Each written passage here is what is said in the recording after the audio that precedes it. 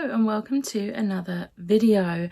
Today, as you can tell, I am bringing you my October reading wrap up, and I'm really happy with my reading month, not only in quantity but quality.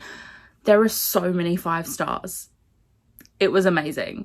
So I had 4 3 stars, 5 4 stars, 7 5 stars, and then I have DNF'd a book as well. So in total, I completed 16 books. The page count is 6,183 pages, which is such a good page count. I'm so happy with that. It's so good. That is including the 85 pages of the book I DNF'd. So I'm just gonna start with the DNF. So I'm really sad about this, but the book I DNF'd was The Drowning Pool by Sid Moore. I really wanted to love this, and I have kept the bookmark in because I'm still unsure as to whether I want to give it another go at some point. But for now, this is a DNF. I wasn't enjoying my reading experience, and the thought of picking it up was making me not want to read anything. So I still had quite a lot to read, so I decided to just put this to one side, read the rest of my TBR, and I was going to, if I had time, try and squeeze this in on the last day of the month, but I just fell so far behind that it just wasn't possible. Like I said, I might pick it back up. It's definitely not on the book. It is my personal preference. I don't know why this is the one I picked up by this author. This is Sid Moore's debut, and it's my mum and my sister's one of their favourite authors and one of their favourite books. But this is the main character is a widower who has a 4-year-old son, and this has like ghosts and witch lore and things like that. But my issue, like in the 85 pages I read, I loved the bits with the ghost and the witch talk. What I didn't like was the everyday life stuff of her and her kid. Like, I genuinely didn't care that she took her son to the beach with her sister and her sister's kids. Like, I didn't care.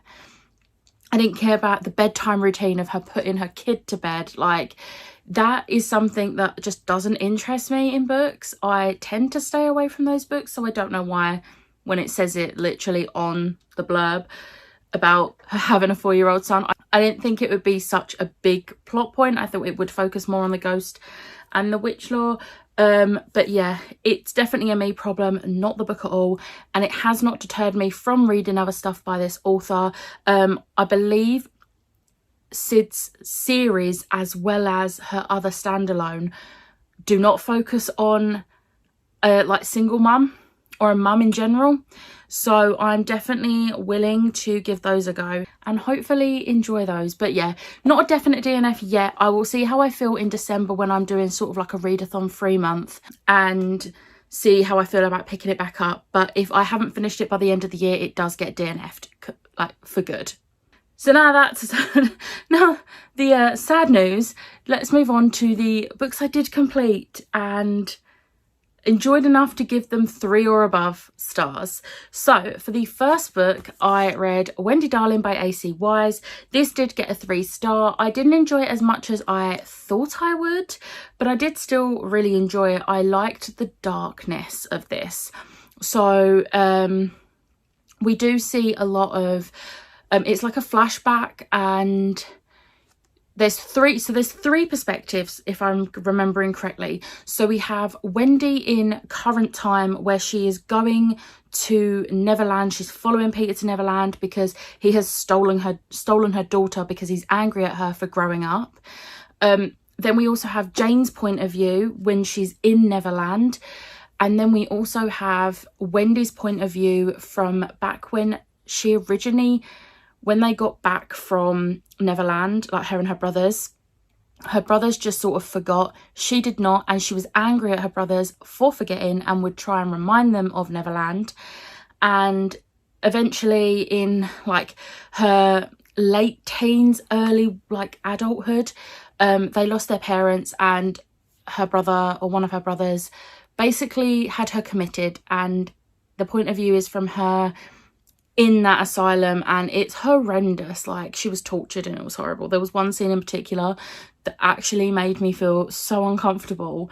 The rest was pretty bearable because it wasn't too graphic, but it was just like, it wasn't even overly graphic, but it was just the thought of it. Anyway, it was a really good book. I really liked the darkness. There was just something for me that just wasn't screaming wow for me. And I didn't really have much intrigue. I sort of figured that the ending was going to go the way it did. And yeah, the intrigue was pretty low for this. And everything else was just about average, to be honest, which is why it came out as a 3. But overall, enjoyed it. Probably wouldn't read it again, but I would recommend it. So yeah. Next up, we have She Who Become the Sun by Shelley Parker Chan.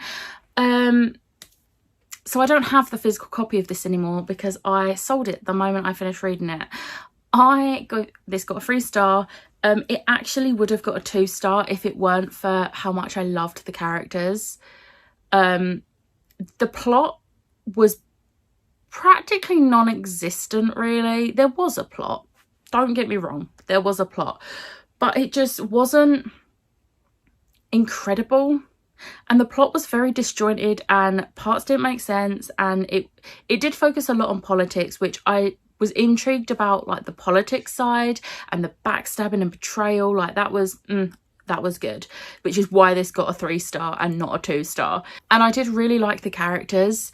Characters came quite high on this, but yeah, atmosphere and plot just weren't there for me, which was a massive shame because I'm just really not having a lot of luck lately with Illumicrate books, because I really didn't like The Unbroken. That got a 2-star and this got a 3-star. So it's fine. I did manage to sell my Illumicrate copy on, I don't know what my hair's doing. Yeah, I did manage to sell my Illumicrate copy on, and it didn't take me long at all. It literally, I put it on eBay and it sold within about half an hour, which was great. So I don't have the physical copy anymore. I have not decided if I'm going to continue the series. I kind of do, but I kind of don't. I'm still torn. I'm going to wait until more information comes out about book 2 and then I'll make my decision then. But yeah, it was an okay book. Gutted I didn't love it, but oh well. Next up, we have Shadowghast by Thomas Taylor. This is the 3rd book in the Eerie on Sea trilogy. I buddy read this with Helen over at Helen's Bookhaven and had the best time reading this. This was so good. This got a 4-star. There was just something that was stopping it getting a 5-star. Like, I really did like the plot, but I don't think it's the best of the 3. And same with the intrigue. There wasn't as much intrigue. With the first one, I just wanted to know more about the Malamander, and the second one I wanted more information about Gargantus. But this one, I wasn't really feeling Shadowghast. I want to just say this, I did really enjoy it. It's just when you compare it to the level I loved the other 2, this wasn't as high, but I did really enjoy this. I thought it was a perfect read for October because it was super creepy. Like, there's a part where they're in these like tunnels and it's dark and it was scary, especially for a middle grade. I was like on the edge of my seat. But yeah, really enjoyed this, and I actually thought this was a trilogy, but it is not. And I think I might have said trilogy before. Did I say trilogy before? It's not a trilogy. I thought it was a trilogy, but it is not. There is more books coming, and there is actually a sneak peek of the next book, which is called Festegrim, in the back. And just from that little sneak peek of Festegrim, I think I'm going to love that more than I loved this. So fingers crossed. Next up, we have Bitter Blood by Rachel Kane. This is the 13th book in the Morganville series, which I am rereading, and I'm buddy reading with my mum and my sister. I love this book, especially when you compare it to books 11 and 12, which we're not going to talk about.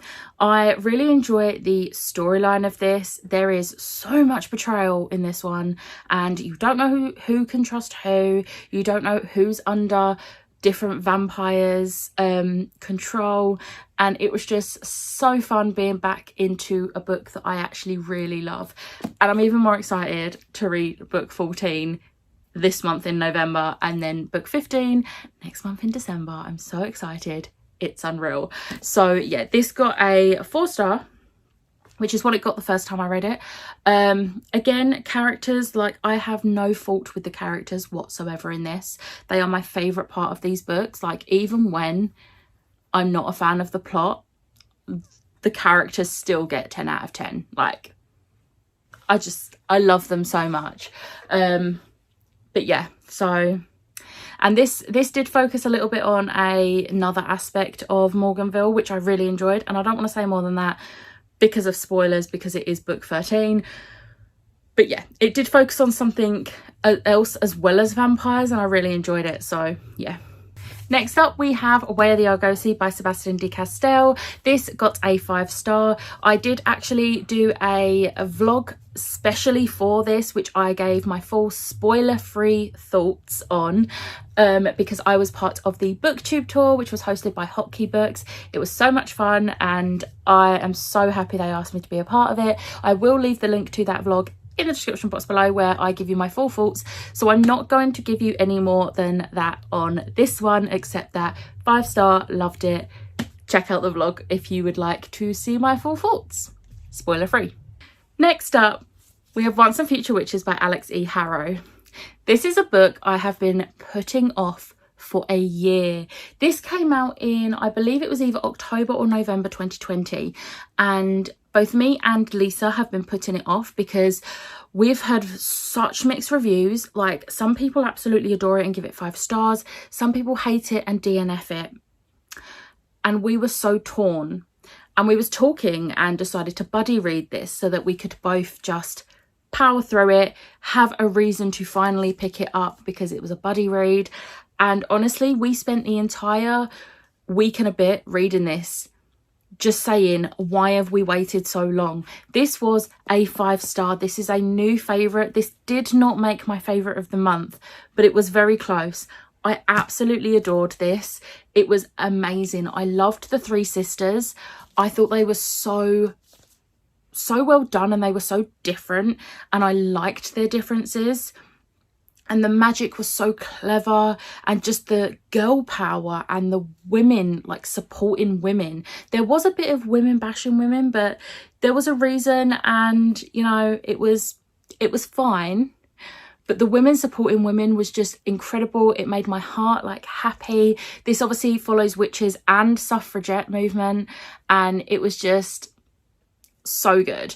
And I'm so happy I finally read it, and just in time, because I have just yesterday seen there is going to be a special edition of this book. And I know I already technically have a special edition because I have the Illumicrate version, but now I know I love this. Am I going to purchase that special edition when there's more details? Yes, I am. Next up, we have The Ghost Tree by Christina Henry. I was so hyped to read this. I have only read Christina Henry's Disney retellings before, so reading this was going to be a brand new experience because it is not a retelling, not that I know of anyway. It didn't ring any bells, so I'm gonna say it isn't a retelling, and it doesn't say anywhere on the back that it is a retelling, so we're gonna say it's not. Anyway, this got a 5-star. I loved this. This was set in like the 80s, and it did really have a, if you've seen the show Stranger Things, it had that sort of vibe to it with the like atmospheric creepiness. And I really loved the intrigue on this. Like, I didn't want to put it down. I like devoured this book. Devouring is a really good way of describing this too, but it was just such a good book. And it's just like, every time I read a Christina Henry book, I always think, oh, I know I'm gonna love this, but then I love it, and I'm just like, why am I surprised? Like, she's just an incredible writer, and she writes atmosphere so well in these sorts of books. And yeah, I'm not a huge fan of horror usually. I don't really tend to read horror, but she is one that I will always go to. We are not even halfway through. Next up, we have Cemetery Boys by Aidan Thomas. Friends, this was my favourite book of the month. This was clearly a 5-star. I absolutely loved everything about this. Literally did not know how this was going to end. You know, he summons the spirit of this guy who, you know, is this like troublemaker, and it's so cute. So cute. The family dynamics in this I thought were really well done as well. There were parts where it was heartbreaking because the main character is a trans boy and his family do not accept him. Most of his family anyway, or rather they don't accept, due to the magic being based around which gender you are. The whole like magic system means that the families are very old school and traditional. So, you know,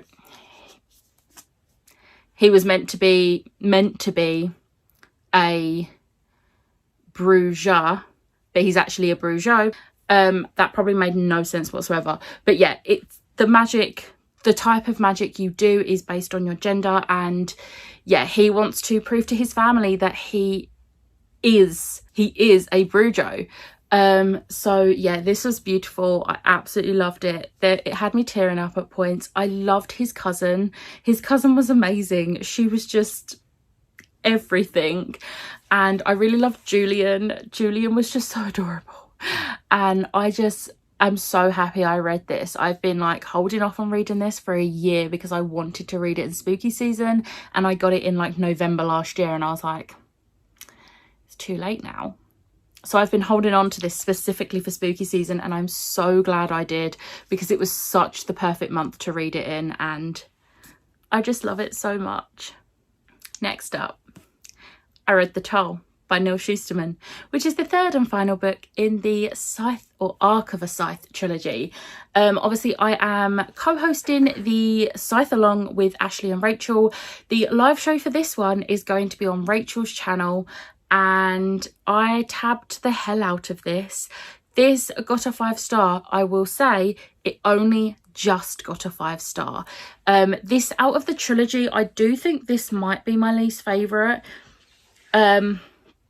So like the first one still remains my absolute favourite of the trilogy, and whilst they did, for me, they did sort of like decline a little bit, but they did all still get 5 stars on Core from me, so they obviously didn't decline that much. But this one had me on the edge of my seat. I had absolutely no idea whatsoever how this series was going to end, and I thought the ending was done so well. I loved it.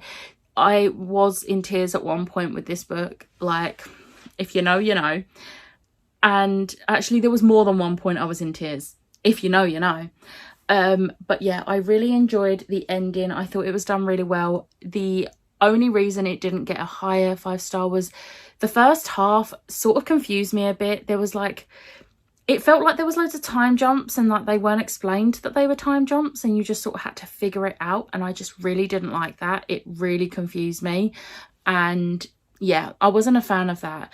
But then once I got into the fact, oh yeah, this is a time jump, that was when I was like, oh okay, this makes sense now. But yeah, excited to talk about this, and I have a lot to talk about clearly on the live show on Sunday the 7th. Next up, I read Small Spaces by Catherine Arden. This is, I think the series is called Small Spaces. And this is Catherine Arden's middle grade series. Now, I love her adult series, and I have heard so many good things about this, about how creepy and atmospheric it is, and it did not disappoint. And I was genuinely regretting reading this in the evening because it was that creepy, and a middle grade. I love that. I love that. But this has creepy scarecrows, which reminded me a little bit of a book, a Doctor Who book called Scratchman, which is written by Tom Baker. I really love that book, and this had the same vibes with the creepy scarecrows. But I really enjoyed just everything about this, and I definitely 100% am continuing this series because I've heard the second book is just as creepy as this, if not more so. So I'm excited for that. I don't know if I said, but this was a 5-star. Next up, we have Buffy Volume 2 by, I think it's Jordi Belair, but it's also got David Lopez, Saz Milledge and Raul Angulo. So this is Volume 2 called Once Bitten. I'm going to be completely honest, this was a 3-star. This was a bit of a disappointment, purely down to the art style, and I do feel really bad about that, but I really could not get on with the art style, so I'm going to show you an example.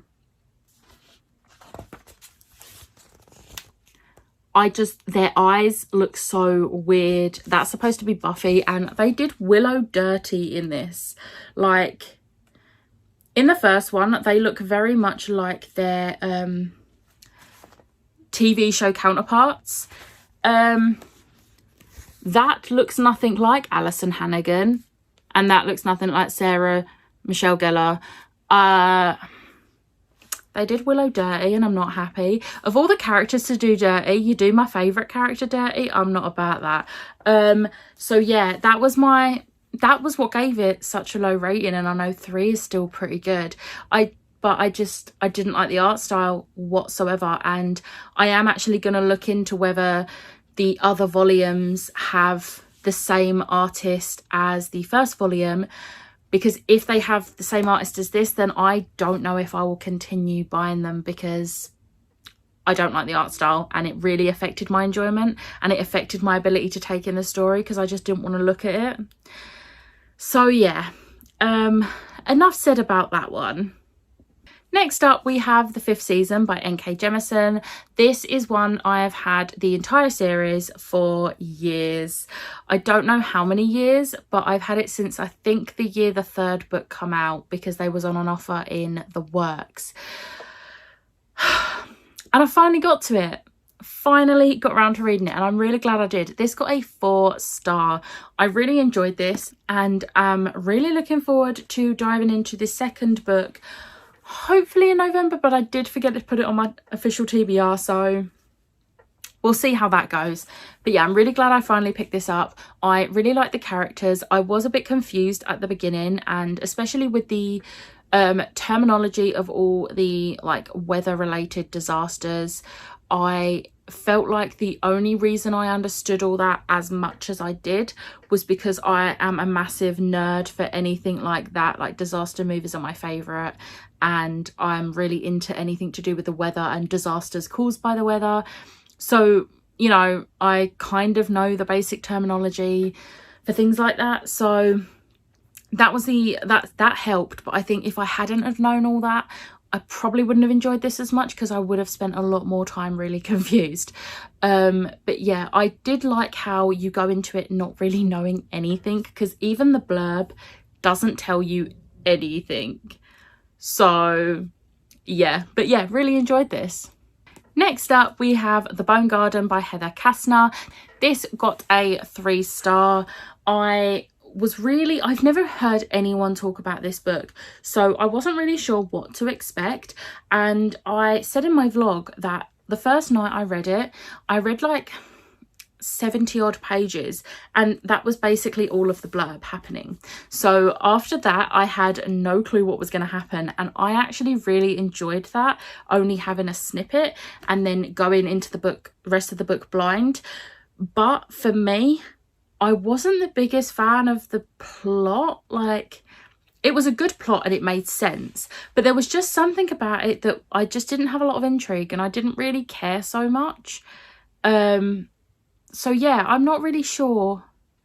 I would recommend it, but I wouldn't like shove it in people's faces like I'm known to do with books I love. But I think my main thing was like the characters just were okay. There was nothing like overly special about them. Also, one thing I did really like, at some points, if you read this book, you'll know what I mean by this, but at some points it had Addams Family vibes, and that I did really enjoy. So yeah. Next up, we have Vampires Never Get Old, which is a collection of short stories by various different authors, and it is edited by Zoraida Cordova and Natalie C. Parker. So these are all short stories about vampires. I do not know what's going on with my hair today. These are all short stories about vampires, and obviously they are all very different types of writing because they're all different authors. I actually really enjoyed all of these. There was one that I wasn't really a fan of. It was a good story, but it was my least favourite of all of them. But I would definitely read all of these again, including the one I wasn't a massive fan of, which is very rare for me with short story collections. And I find it really hard to review short story collections, which is funny because this was sent to me by the publisher, so I kind of have to review it on my blog, which, if you know me, you know I'm very far behind on actually typing up reviews for books. I've got like 15 I've got to type up from like August onwards. Oops. And this has just been added to it. So yeah, I did really enjoy this. I really liked all the different short stories. So I think my favourite one in this, I actually thought it would be the V.E. Schwab one. And whilst that is a really good book and I'm excited for the Netflix show, it was not my favourite. My favourite was the one that's actually called Vampires Never Say Die, and it's by Zoraida Cordova and Natalie C. Parker. It was definitely, it was so good, and I loved it. I can't say anything without spoiling it, and it is a very short story, so don't want to spoil it. But yeah, really enjoyed all of these and very happy that I enjoyed all of these. This one got a 4-star. I think I forgot to say before. We are almost to the end. The end is near. So next up, I read Frostheart 3, Rise of the World Eater by Jamie Littler, and I just smacked myself in the face with the book. I loved this book. Oh my god. I'm pretty sure this is the last book in the series, and it does read like a last book in a series. I loved it though. It had me in tears multiple times, and I was so on the edge of my seat because at the very beginning there's something called the Devourer, which is the World Eater, and you spend the whole book like, how the hell is this going to be resolved? And it was just so well done. I loved this. This was a 5-star, which, are we shocked? I think the other two were both 5 stars. I could be wrong. But even so, this was my favourite of all 3. I, once again, loved the found family aspect of this, of Ash with his family of the Frostheart crew. And yeah, I just thought it was so well done. And I love the cover of this. Look at that. Let's look at the full thing. Look at it. It is amazing. And I don't really know what else to say about this, because it was just, I just want to talk about it all day, but then I'll spoil stuff, so I shouldn't. But I really loved this. This is definitely one of my all-time favourite middle grade series. I could reread it right now and be happy. And then the final book I read in October was Cutting It a Bit Fine. I finished it after midnight, but I started it before midnight, so I'm counting it. And that is Cardcaptor Sakura Volume 1.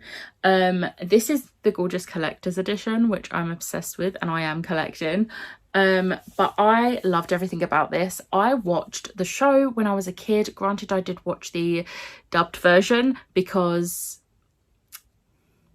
I was like 9 and that was what was readily available on CITV. I do want to rewatch the show, but not dubbed, the actual original. But I really enjoyed this. This had me feeling so nostalgic. It was unreal. So when I watched the TV show, I had a massive crush on him. But apparently in this, you can tell I'm no longer like 9 years old, because do you know who I have the crush on? I'm gonna find a picture. Because now I have the crush on the dad. So that's the thing. But I love the artwork in this. It's beautiful art. So beautiful. I still love her best friend in this. Like, and the fact I have cloud cards back in my life just makes me so unbelievably happy. And this got a 4-star. And I think the only reason it didn't get a 5 was because the atmosphere, to be fair, the atmosphere isn't really there much in the very beginning. And I remember that from the TV show as well. But it does pick up, and the rest was pretty high, like intrigue and characters and everything was still pretty high. So yeah, really loved this, and I'm very excited to be collecting these gorgeous editions and finally reading this. Okay, so that was my October reading wrap up. This has been a really long video and I apologise for that. I'm going to try and I hope I've managed to like shorten it as much as possible because it is a long one. But I hope you enjoyed this video. If you did, hit the like button, hit the subscribe button. In the comments below, let me know what your favourite book that you read in the month of October was, and I will see you next time. Bye.